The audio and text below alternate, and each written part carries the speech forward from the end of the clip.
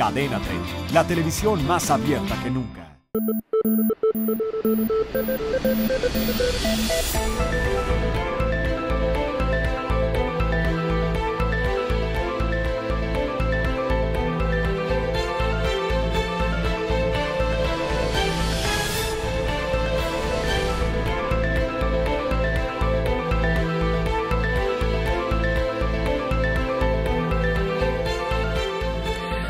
Hola, ¿qué tal? Muy buenas noches, gusto saludarlos. Soy Pascal Beltrán del Río, le doy la bienvenida a una edición más de Círculo de Ideas. Me acompañan Francisco Sea, Paco. ¿Qué, Pascal? ¿Cómo estás? Buenas noches a todos. Martín Espinosa. ¿Cómo están todos? Muy buenas noches. Humberto Busaquio. Buenas noches. Ángel Verdugo. Buenas noches a todos. José Buendía. Buenas noches, ¿cómo están todos? Y José Luis Vargas. Hola, ¿qué tal?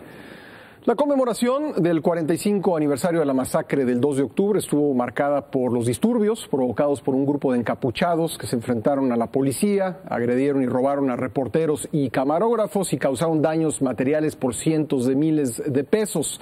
Asimismo, pues vimos escenas de policías que chocaron o golpearon a ciudadanos que no estaban participando en las movilizaciones. El caso es que estamos viendo cada vez más este tipo de expresiones en manifestaciones públicas. Ha ocurrido con mucha frecuencia. ¿Qué debemos hacer, Pepe Buendía, para evitar este tipo de escenas de violencia? ¿Cómo las interpretamos? Así es, se repiten. Ya las tuvimos el 1 de diciembre en la toma de rectoría de la UNAM y ahora en la marcha del 2 de octubre. Violencia, confrontación y pues lamentablemente agresiones a la fuerza pública. Al contrario que en Tlatelolco, que fue la fuerza pública la que reprimió a los jóvenes, aquí en algunas de las manifestaciones, principalmente la de Paseo de la Reforma, se produce el ataque a algunos agentes, vandalismo contra tiendas, comercios y la verdad es que uno comienza a ver que esta repetición, más allá de que en la opinión pública pues el sentimiento generalizado es de haber ya señalado culpables, los están culpabilizando y nadie puede justificar que haya habido un ataque desde luego a la fuerza pública, pero más allá de eso, incluso de las preguntas que están en el aire sobre quién está detrás de ellos, si hay una fuerza política o algún grupo o movimiento que los financie, yo creo que lo que no se puede dejar de ver tampoco es que pueden estar representando la expresión de parte de las tensiones sociales que están recorriendo la sociedad mexicana y que tienen que ver con la falta de empleo y perspectivas para jóvenes, con la falta de inclusión social. Ahí están los datos de inclusión social en América Latina. México es de los países que menos ha avanzado, con la depresión que hay en las zonas conurbadas, por ejemplo, de la Ciudad de México, donde esos grupos encapuchados que protagonizaron la violencia en Reforma, la viven todos los días en sus colonias. Entonces, creo que aquí lo que me preocupa sobremanera, por un lado, es que estos movimientos autodenominados de anarquistas sean una expresión de, digamos, de abandono o de comienzo de abandono de grupos respecto del Estado, que se autoexcluyan, que se marginen y que se alejen definitivamente de las instituciones y que utilicen el ataque al patrimonio, a tiendas o a comercios como expresión de la protesta. Y del otro lado, creo que lo que estamos viendo también desde el lado de las autoridades es que, a diferencia de lo que se pensaba en el siglo pasado, un gobierno fuerte no es el que usa la fuerza necesariamente, ni el que actúa por los más. Un gobierno fuerte es el que es capaz, por supuesto, de guardar el orden, pero al mismo tiempo de tener capacidad de mediación y negociación para resolver conflictos. Ahí hay un conflicto. Lo que estamos viendo con los maestros o con los jóvenes son conflictos. Y lo más fácil es pensar que se puedan acallar a palos, pero eso no va a ser suficiente si son expresiones de tensiones sociales. José Luis Vargas, no hemos podido conocer con certeza el origen de estos grupos que provocan violencia, que ya han aparecido varias veces en manifestaciones. Como que está muy difícil, si no sabes la causa, encontrar un remedio al problema.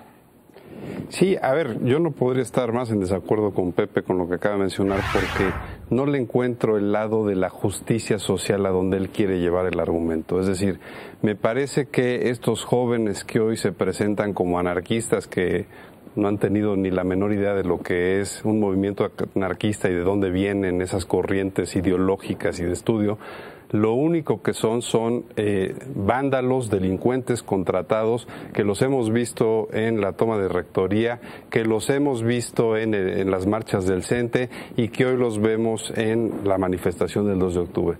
Además de que no tienen una sola causa legítima, no luchan por la causa, es decir, luchan por intereses que evidentemente son orquestados, que no son ellos los que se articulan, y hay líderes que manejan una relación parasitaria con el Estado y que viven de la desestabilización. En este caso, lo que han buscado en los últimos meses es una desestabilización de la ciudad, donde evidentemente hay un beneficio económico. La otra cosa por la cual tampoco estoy para nada de acuerdo con Pepe es porque llega un momento en que el diálogo ya no puede existir.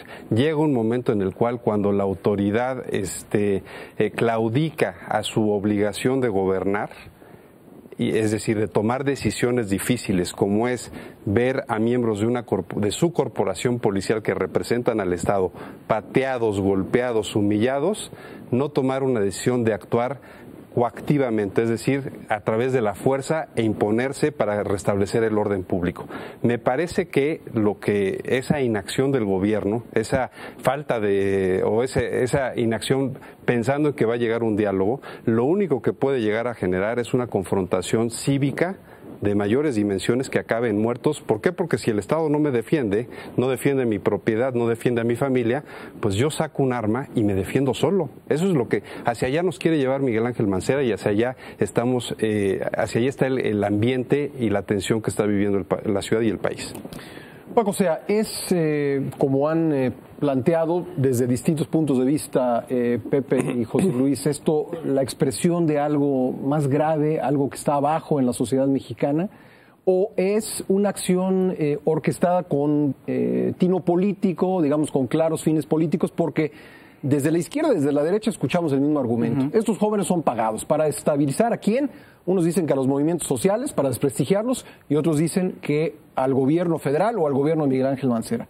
¿Qué es? Pues es un desbarajuste. Te iba a contestar con otra cosa, pero en la realidad aquí yo creo que estamos tocando muchos temas y creo que le estamos buscando una serie de explicaciones de verdad portentosas a algo que no lo tiene. No, escucho los reclamos de justicia social y también dice José Luis que no, que esto va a derivar en violencia porque nadie nos protege. Yo creo que hay que ir por partes, ¿no? Y lo primero es que anarquistas no tienen nada, ¿no? Hay que leer a Proudhon, y Proudhon decía que sí hay que luchar en contra de toda forma de gobierno, pero como un ideal de perfección de la sociedad, una sociedad tan perfecta que no necesite gobierno, es lo que decía Proudhon. Esto es lo que necesitan, son unas nalgadas cuando estaban chiquitos, estos jovencillos. Y además de todo, yo no sé si haya violencia en sus colonias, pero pues estos señores son unos verdaderos exportadores de la violencia, porque como bien decíamos, la llevan a la UNAM, la llevan al a todos lados están, o sea, están ahí. A mí lo que más me molestan varias cosas.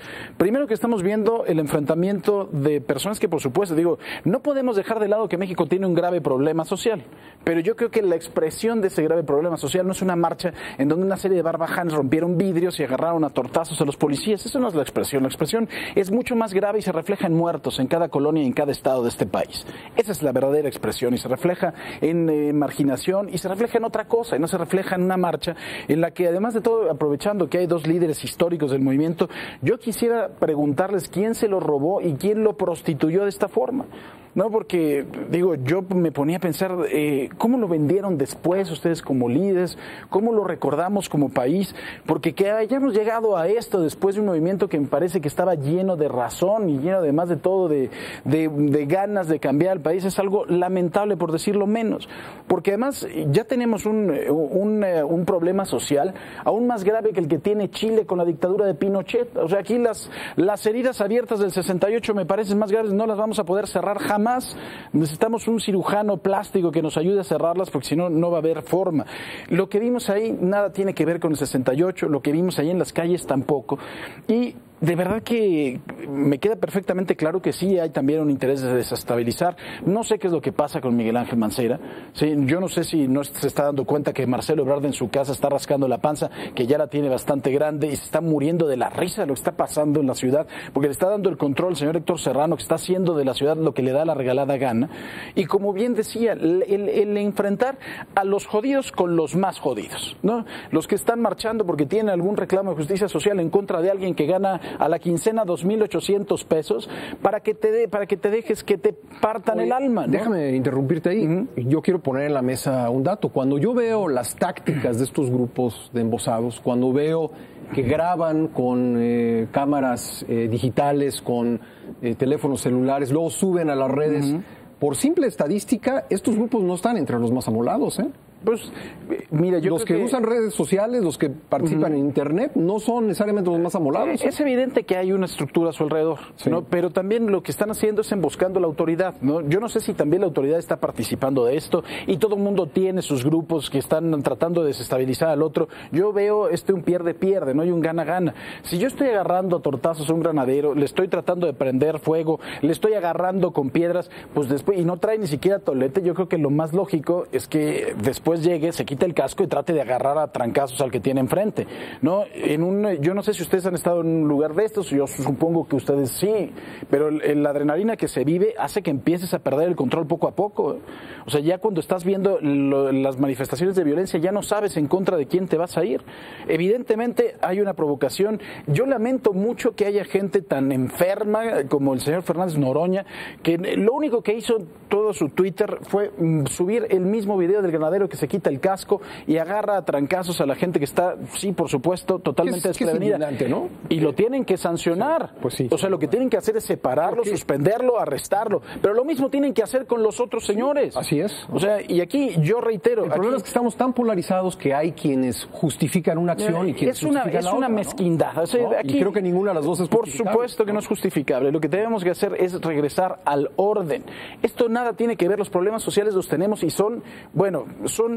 tenemos una pobreza galopante, tenemos verdaderamente una marginación indignante, estamos viendo que gente que nada tenía que ver se muere en las márgenes de los ríos por la corrupción de otras personas, y si eso realmente, esta es la expresión de los problemas que tiene el país, que salgan un grupo de personas que quieren todavía mantener vivo un movimiento, lo respeto, y que se le unan otra serie de personas, y decía José Luis en una de sus intervenciones, no, es que ya han perdido la capacidad de negociar con ellos. ¿Qué vas a negociar con quien no quiere negociar? ¿Hay algo que negociar? Lo dijo Pepe, ¿no? Los dos son Pepe. Se confunde uno con tanto Pepe aquí. Ahorita deslindamos. A ver, Ángel Verdugo, deslindamos. ¿Qué pasa por la cabeza de un joven que le lanza una bomba molotov a un policía, que tira pedradas a matar? Y también te diría, de un policía que agarra a golpes de casco a personas que aparentemente nada tenían que ver en la manifestación. Es decir, ¿qué estamos viendo? ¿Qué tipo de tensiones estamos viendo? Hay dos posibles explicaciones de la parte del que lanza la bomba molotov al policía con evidentemente la intención de matarlo, de pues que sí, se incendie, es decir, no puede haber otra, no lo está saludando, por supuesto, una piedra, un pedazo de concreto para abrirle la cabeza y que se genere una situación de alta gravedad o probablemente la muerte. Yo creo que estamos aquí ante un típico caso de esto que el licenciado Marx llamó el lumpenproletariado, es decir, gente desclasada, personas por debajo incluso del proletariado, es decir, gente sin la menor conciencia, sin la menor esperanza, vamos a decir, de algo. Es decir, al final de cuentas, pensar que puedes negociar con ellos algo, pues solamente diría, para no ser grosero y ofender, es una ingenuidad. Con este tipo de personas, con estos grupos, es imposible, no hay negociación alguna. Esa es una parte de la explicación. La otra es la impunidad que el aparato legislativo genera. ¿por qué ellos insisten una y otra vez en hacer lo mismo y hacerlo? Porque ni siquiera lo hacen, vamos a decir, como se decía en aquel sexenio, en lo oscurito, lo hacen públicamente. Y es una cosa muy curiosa, y aquí no sé qué tanta responsabilidad tengamos los que estamos en los medios. Aparece un muchacho, un chavalo ahí con un cuetón y están preparando la bazuca esa de la Conasupo y poniendo el cuetón, y hay 150 fotógrafos que están ahí tomando, así, inmortalizar, y dice, a ver, es decir, ese será el papel de los medios de comunicación. Hay un granadero o un policía antimotines que se quite el casco, y como decía Paco, llega un momento en que no te controlas en esos momentos, y en ese momento se suelta una avalancha de ese ejército de la corrección política y quieren linchar a este granadero o a este policía. Pero nada dicen o nada plantean de los otros. No, es lo que yo decía, que unos y otros justifican las cosas. Entonces, estamos aquí ante una situación donde, sobre pretexto de algo que pasó hace 45 años, y esto aquí que tú también, viviste. así es, debemos decirlo, la ingenuidad, por llamarlo de alguna manera, o esa adoración del pasado, yo no sé si ellos inventaron esto de líderes históricos, y si Raúl, Gamundi y algunos otros inventaron. Yo creo que no, o sea, son personas cuerdas. Yo creo que fue alguna cosa de los medios ahí que dijeron los líderes históricos. Y la verdad es que son tan pocos ya los que realmente quedan vivos de aquel movimiento. Simplemente veamos los números. Hace 45 años, pensemos que las personas más jóvenes de la prepa tendrían 17, 18 años, ya son 63. Quiere decir que quienes realmente vivieron y tendrían intenciones de revivir aquella gesta heroica, como que se quiera ver, pues son las personas que tienen arriba de 62, 65 años. Estamos hablando del 7-8% de la población. Es prácticamente nada. Entonces, si convocan nomás a los del 68, pues van a ir ellos, la enfermera que tiene que llevarlos ahí, porque algunos ya están al borde del infarto. Entonces, pues necesitas, como dice el que no sabe hablar español, cuerpear, necesitas darle, y ahí es donde entra la complacencia, vamos a decir, para no deslindarse. ¿Por qué una marcha si no tienes el número necesario mínimo para generar una marcha? Hazlo en un lugar cerrado, donde puedes controlar quién entra. Haz un análisis, señala y canta lo que quieras y todo, y saca los pósters del 68, pero no te prestes a la utilización de estos grupos. Yo creo que difícilmente estos mal llamados líderes históricos, o sea, ellos han jugado un papel en legitimar este tipo de cosas. ¿Qué hace Martín Esparza, por ejemplo, ahí? Estos bandoleros de la CENTE, ¿qué sentido tienen? Y hay una cosa aquí muy curiosa que debe decirse. En 1968, y los videos o las grabaciones de las manifestaciones lo muestran, íbamos caminando en la calle y la población protegiéndonos y aplaudiendo, entregada la población al movimiento. Hoy el principal adversario de esta gente es la misma población. Antes la policía era la que reprimía, ahora es a la inversa. Los policías los ves en estas imágenes ahí en la puerta de Excelsior, en Reforma, está un grupo de 10, 12 granaderos y hay 80. Incluso, así es. Policías bancarios, sí. No es posible, o sea, estamos viviendo un mundo bizarro, y termino diciendo, esos mal llamados dirigentes históricos o líderes históricos no pueden eludir su responsabilidad en prestar el nombre, por llamarlo de alguna manera, la marca. Así es, la marca para este tipo de actos y este tipo de grupos. Tenemos que hacer una pausa, no hemos escuchado a Humberto Musacchio y Martín Espinosa, regresamos con ellos, no se vaya, esto es Círculo de Ideas.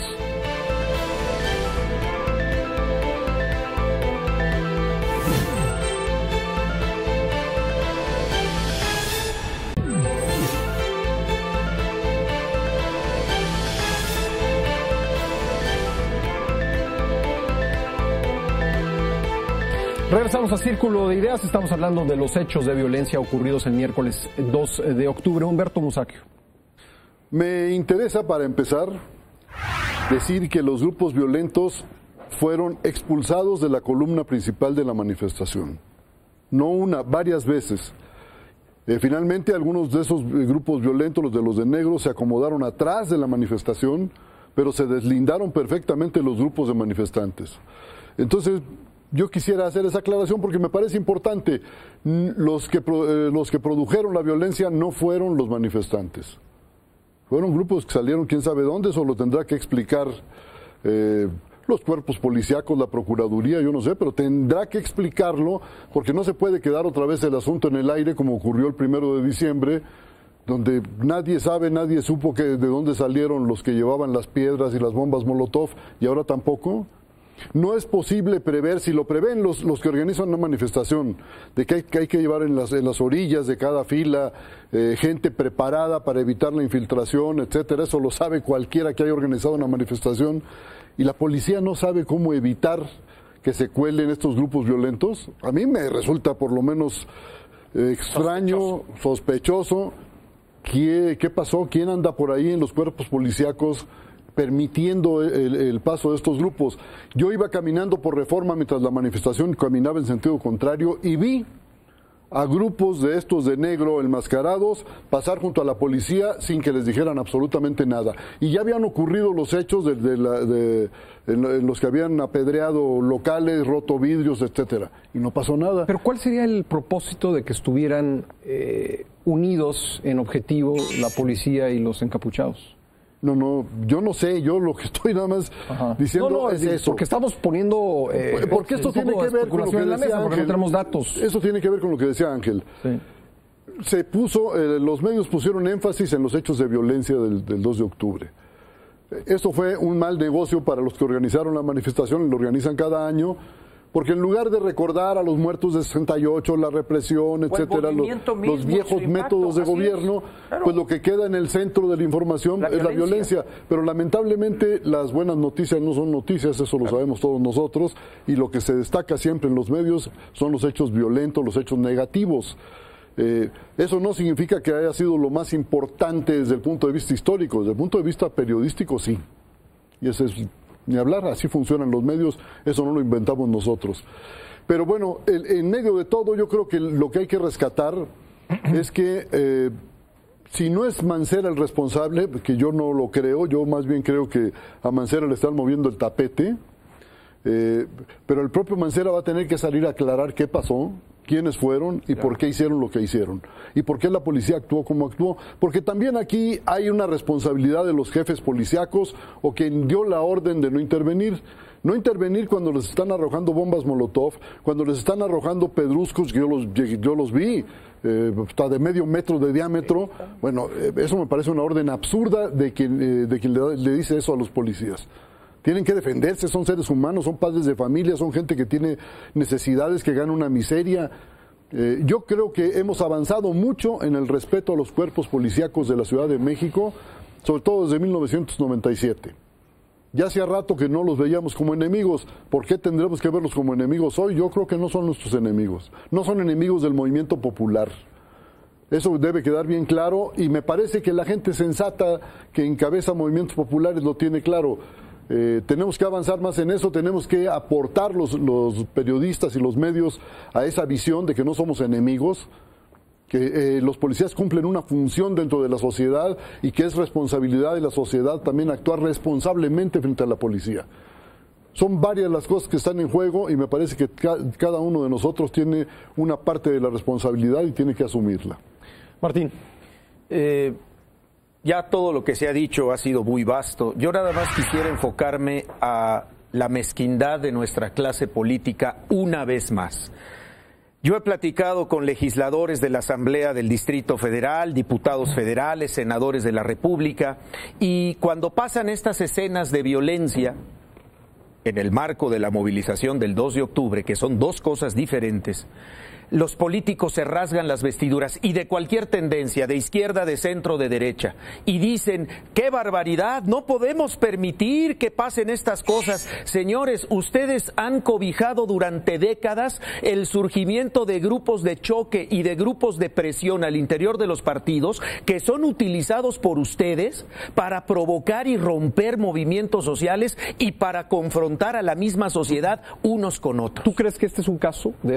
Pues totalmente. totalmente, es evidente que esto tiene fines políticos. ¿Dónde lo veo yo?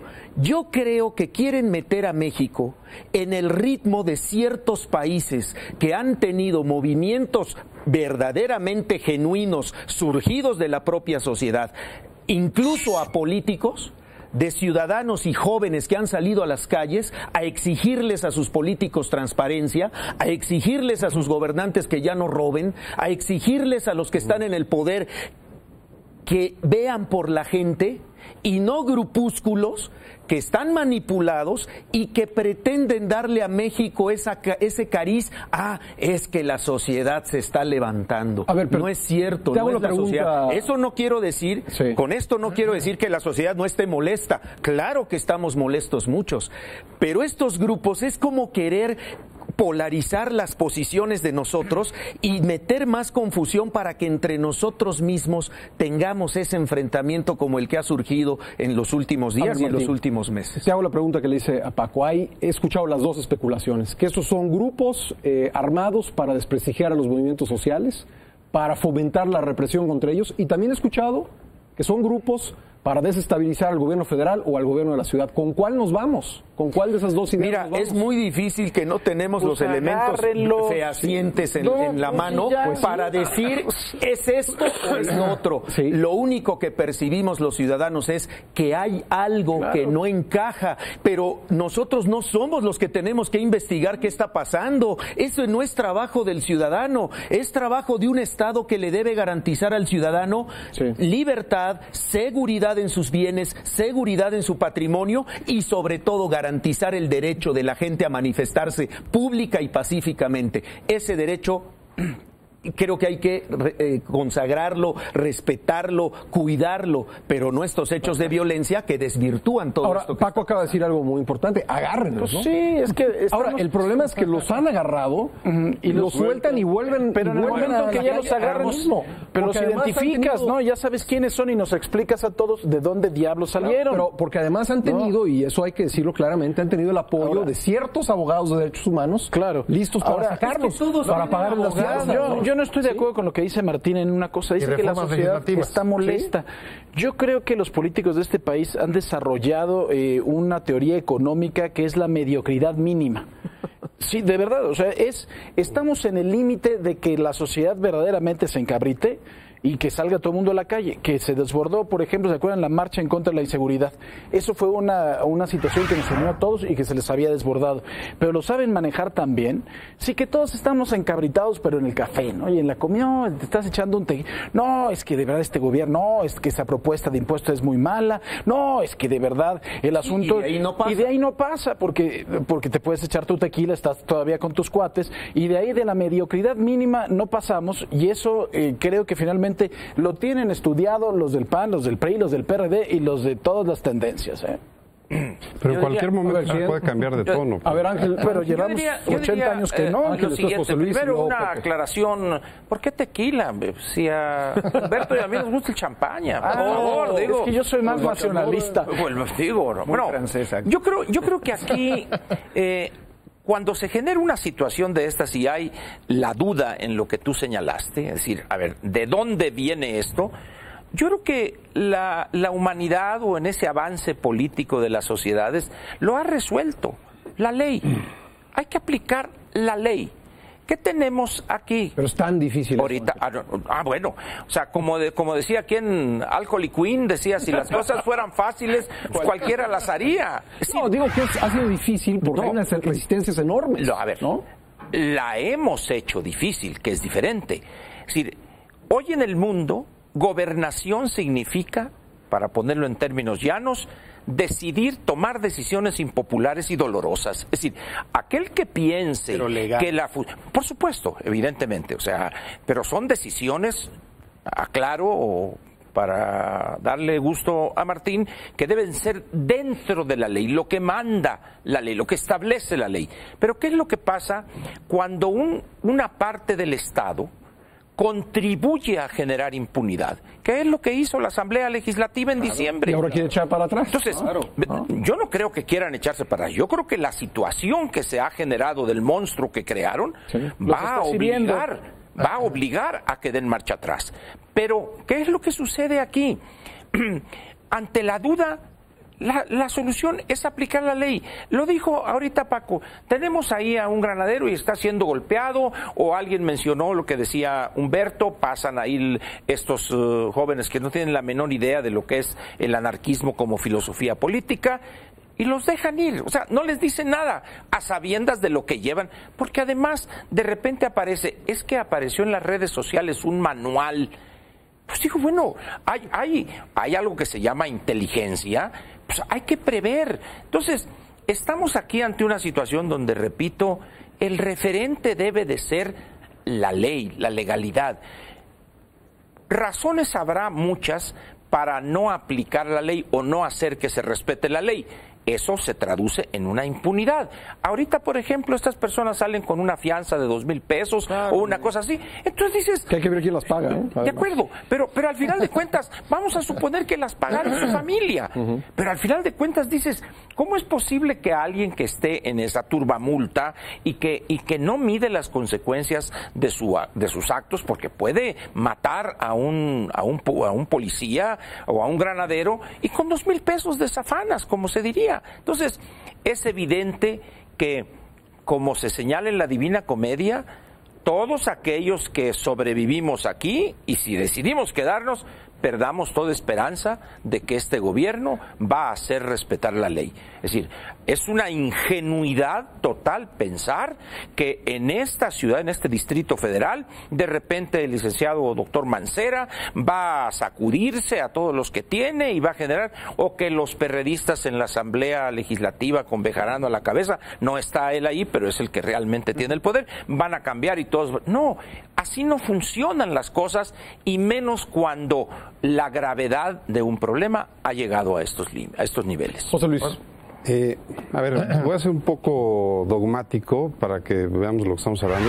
Este es el claro ejemplo del Estado jovesiano, es decir, que se dijo hace 400 años, que es el hombre saliendo de la barbarie, ¿no? El hombre del salvajismo, para que alguien adquiera el control de la violencia, es decir, el monopolio de la violencia. No es un argumento, Pepe, de teoría de la equidad y de la igualdad, es un asunto que si eso no se controla, si eso se nos va de las manos, entonces deja de haber Estado. Y digo eso porque pues entonces habrá gente que mejor traiga una bazuca en su coche para decir, bueno, si me llegan con un palo, pues saco mi bazuca, y empezamos ese caos social que la historia de la humanidad ha buscado prevenir y controlar. Y lo digo esto porque ¿cómo le explicamos, por ejemplo, a un niño, que en una clase de civismo, que el Estado es el que está pisoteado, golpeado, incendiado, y el otro es la sociedad que debe respetar la ley? O sea, estamos en el mundo al revés, ¿no? Y creo que la diferencia con lo que decía Ángel del 68 es que el país en todo este tiempo ha cambiado muchísimo. El país hoy es un país que no es perfecto, pero hay unas comisiones de derechos humanos, hay visitadurías cuando a ti te detienen, hay una serie de garantías que antes no las había, que insisto, todavía hay abusos, pero hay una serie de garantías que antes no las había, que ya no nos podemos creer eso de es o aplicación de la ley o represión. Me parece que es un argumento falaz. Pepe.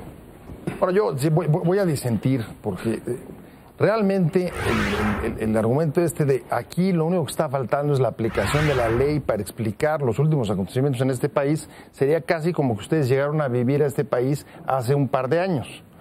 Porque el problema de la falta de aplicación de la ley no es nuevo, es bastante viejo, y sin embargo antes no se daban los problemas ni los conflictos con la dimensión o con la violencia como la que hemos estado observando en los últimos tiempos. Entonces, no es solo la aplicación de la ley, incluso me atrevería a decirles, creo que la aplicación de la ley, que nadie la discute, pues ¿quién va a discutir que se viole la ley? Nadie. Pero la aplicación de la ley por sí misma tampoco resuelve, no va a resolver los conflictos. Lo que tú dices. Los conflictos generalmente son espontáneos y forman parte de la vida de cualquier sociedad. Pero Incluso, ¿por dónde empiezas, Pepe? ¿Por dónde empiezas? A eso voy, justo a eso voy, ¿por dónde empiezo? El conflicto forma parte, y creo que incluso en una sociedad que ha cambiado tanto, como tú decías, que se ha hecho mucho más plural, el conflicto pues puede ser mucho más complejo del que existía antes. ¿Qué es lo que desde mi punto de vista sí está fallando y cambió en este país? No la aplicación o no de la ley, ahí no se equivoquen. Falta tanto la aplicación en 68 como ahora. Pero, ¿qué es lo que sí cambió? Que antes el Estado, y no solamente es una cuestión de nombres, contaba con algunos mecanismos autoritarios para controlar las protestas. Utilización del gasto público, prebendas, aceitar líderes. ¿Ya no? ¿Ya no? Es exactamente igual de ingenuo que lo de la no aplicación de la ley. A ver, un momento. No. Sí, pero hay ejemplos. Voy a dar ejemplos donde creo que está fallando. Por supuesto, es mucho menos los recursos que hoy cuenta un Estado plural que un Estado autoritario y donde se concentraba el poder en la presidencia como antes. ¿Qué está, por ejemplo, pasando en el caso de la CENTE? Justamente lo que están atacando son algunas de las prebendas que antes se utilizaban para el control político, es decir, que no controlen dinero, ¿no? A ver si pasa lo del presupuesto sobre las nóminas, en el que ya no puedan los gobernadores manejar la asignación presupuestal, las plazas. Y todos estos mecanismos de prebenda servían, tú lo sabes, Humberto, para el control político. Hay menos dinero, el país se repartió, se pluralizó, vivimos en un régimen de partidos que no teníamos hace 2 décadas y ahí lo que está faltando son nuevos mecanismos de intermediación. ¿Quiénes son los que tienen que hacer esa intermediación en un régimen democrático? Ahí coincido con Martín, los partidos políticos. ¿Quiénes no están haciéndolo? Los partidos políticos. ¿Dónde están los partidos políticos frente a esta violencia? Lo decía Martín hace un momento. ¡Ay, qué horrible, qué terrible lo que está pasando! Sí. ¡Ay, qué horrible! Ellos son, en efecto, los que han creado buena parte de todos esos grupos clientelares, los que modifican la ley, por ejemplo, en la Asamblea, para reducir las penas y que puedan salir libres, y creo que ese es el punto. El conflicto es espontáneo, pero los consensos no, y ellos no están creando los consensos. Tenemos que hacer una pausa, regresamos, no se vaya, esto es Círculo de Ideas.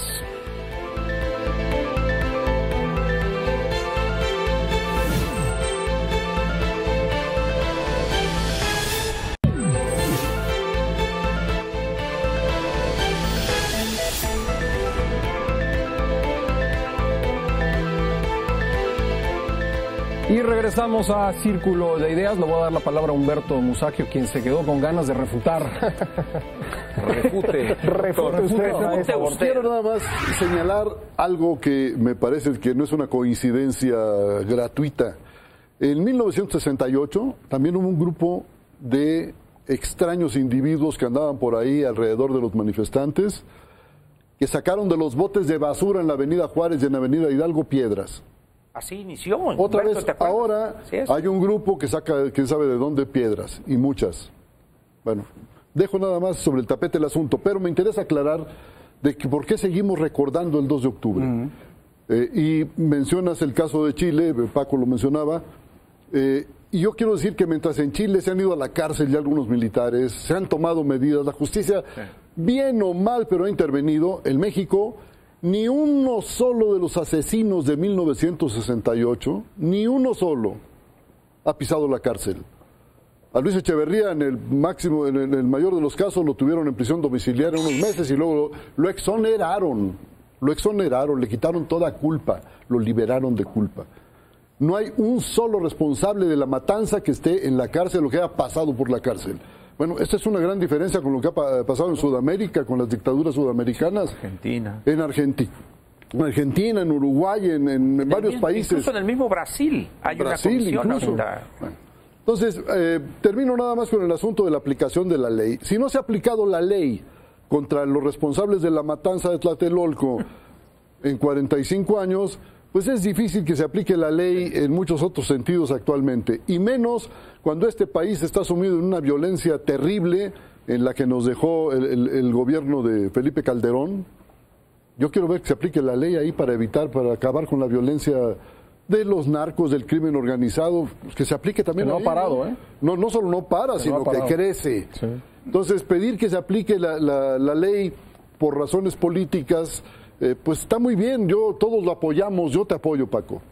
Pero el asunto es, el maestro lo dijo. El Estado Pero te apoya a ti, a mí no, pero te apoya a el ti. Estado Cheque en mexicano. blanco, Paco. Les pregunto, ¿el Estado mexicano puede aplicar la ley hoy? Ha demostrado que no puede, tiene ya varios años en los que demuestra que no puede. Se los dejo ahí. ¿Es materia, como dice Humberto, de que no puede o de que no quiere? Es que, a ver, vamos, yo creo que ni quiere ni puede, que son las dos cosas y que es lo más grave. Pero si vamos, por ejemplo, lo que dice José Luis, que es una ingenuidad tratar de aplicar la ley, todo lo que acabas de decir como estrategia de solución... No dije ingenuidad aplicar la ley, ¿eh? No, Dije que el problema no es solo lo que aplicar la ley. acabas de decir como estrategia de solución, ¿no? Que es que los partidos políticos sean los intermediarios, etcétera, no va a pasar, ¿no? Porque no ha pasado y tenemos unos partidos políticos que dejen de cobrar. Entonces, pero tampoco va a pasar.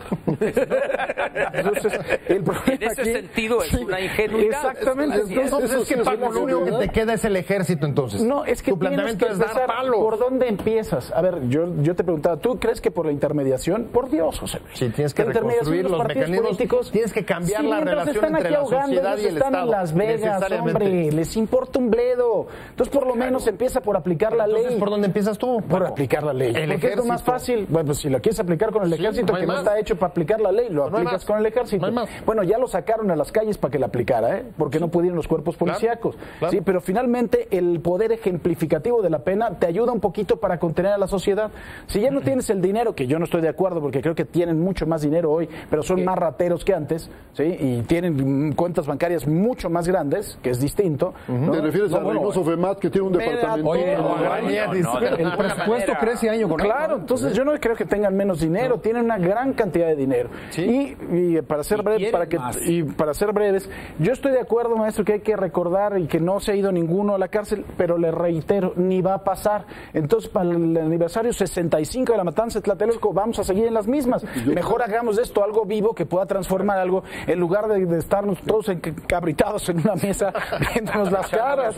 ¿No? A ver, Ángel. Yo creo una de las cosas que a mí me sorprende de algunos analistas, y ahorita es el caso de Pepe, que cuando quieren desbaratar al otro, entonces con el ejército, como es un poco el coco, pues, es decir, Ahí viene el coco. ahí viene el coco, ahí viene el ejército, ahí viene el ejército.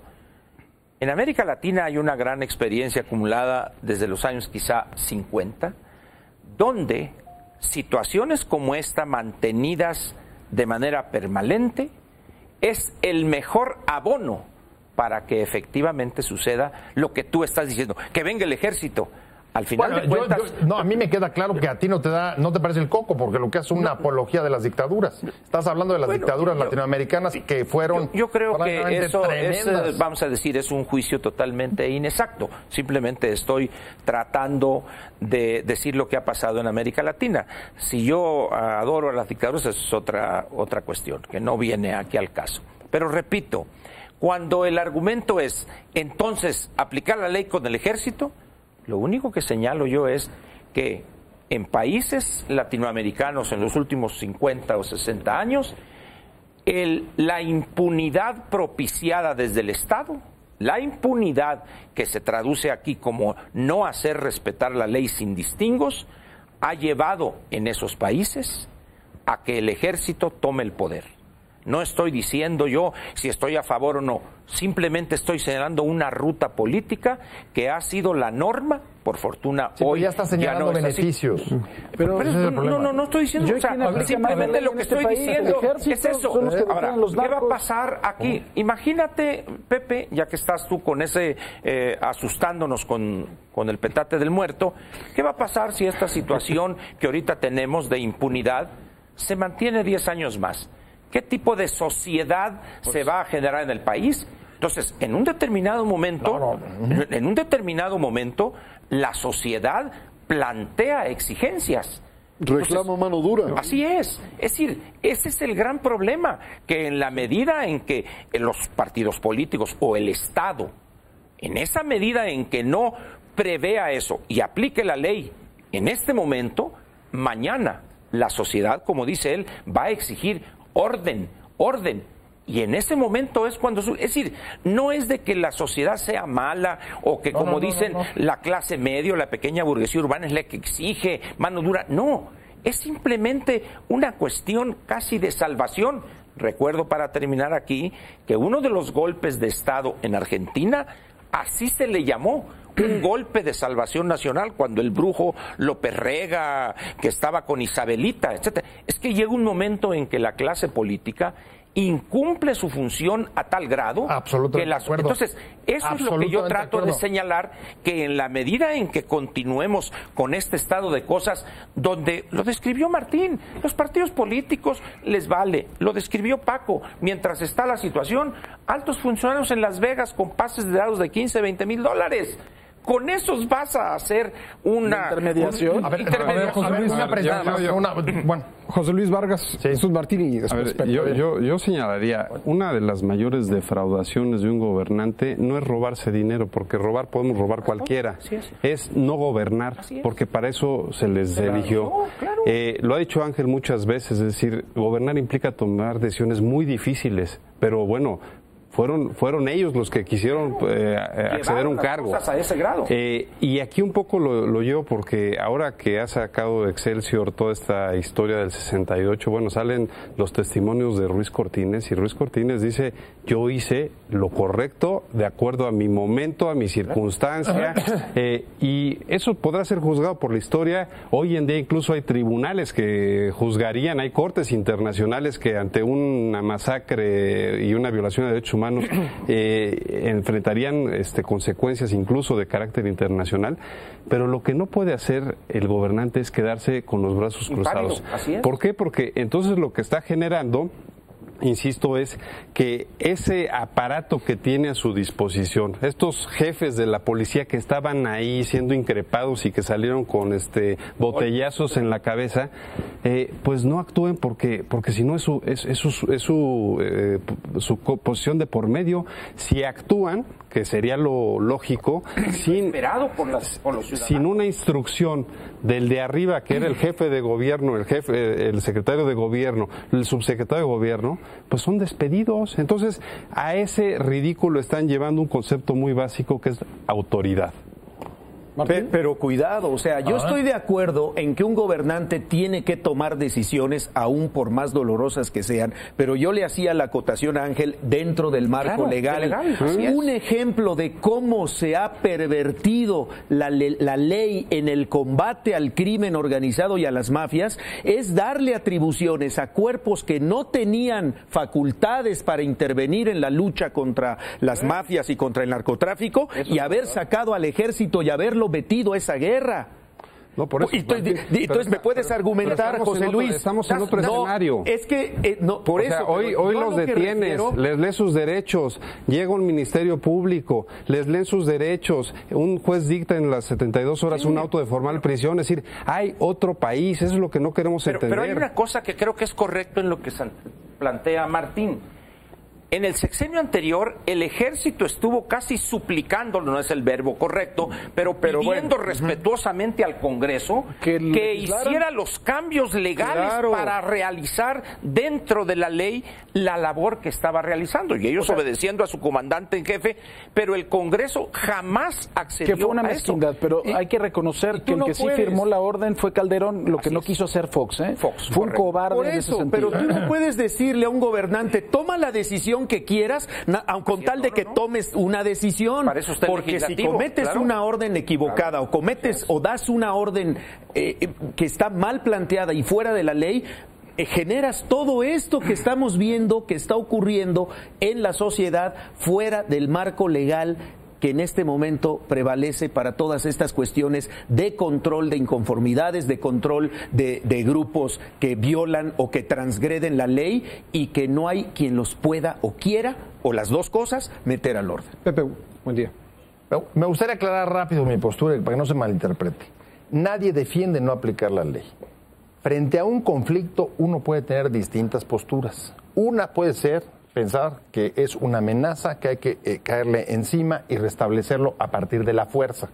Puede ser incluso legítimo eso, no tengo duda. Pero frente a un conflicto, uno también puede entender que es la oportunidad para buscar nuevas formas de acuerdos y nuevas formas de relación.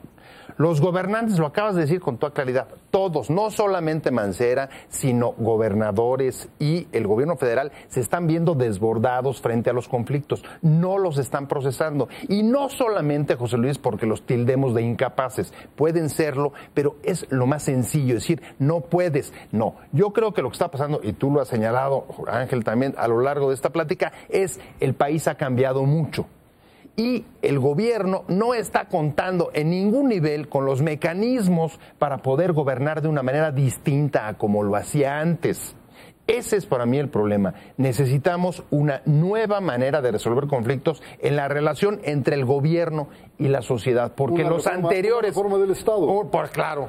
Y esos mecanismos, los anteriores, ya están debilitados. ¿Por qué crees que un político no sale a tomar ciertas decisiones? ¿Sabes por qué? Lo que decía Martín, porque sus propios partidos al día siguiente salen y los critican o los cuelgan. Entonces los que tienen que construir los consensos sobre cómo hacer y cómo resolver conflictos son los mismos que luego los van a dejar en la picota. A ver, nos quedan 2 minutos. Paco, rápidamente, yo no me imagino que llegue con un encapuchado de estos que agarró a tubazos y que trató de quemar y lo siento en las pies, le digo, ven, vamos a hacer una reforma del Estado, yo quiero platicar contigo. No, ya vamos no, a acordar, vamos a acordar. Dialogar, piedrotas, porque tú, claro, ¿cómo vas a dialogar con los aparatos del Estado de hoy son incapaces, ese es el problema, y hay que resolverlo. Pero si el señor es un delincuente, primero hay que meterlo en la cárcel y después platicas. Suénale, está bien. No suénale. Lo puedes agarrar con unas esposas, o subes a una patrulla, lo llevas. Yo diría, ¿por qué, Pepe, aquí en México les tenemos que hablar bonito a los que destrozan, a los que humillan, a los que... Y en países como Inglaterra, tú ves a uno de estos bobbies de 2 metros, en Dublín, cuando llegan estas manifestaciones con los tanquetas de agua, y ahí la gente no dice que eso es represión, eso es orden público. Y sí, suénale, un tipo que está con una piedra, ponle un trancazo. Se nos acabó el tiempo, se quedó la discusión muy buena, pero lamentablemente se terminó el tiempo de este ciclo de ideas. Yo lo espero la próxima semana a las 23 horas, a las 11 de la noche, por Cadena 3 y por Excelsior Televisión. Soy Pascal Beltrán del Río, ha sido un gusto llevarle este programa. Muchas gracias por su atención y hasta entonces.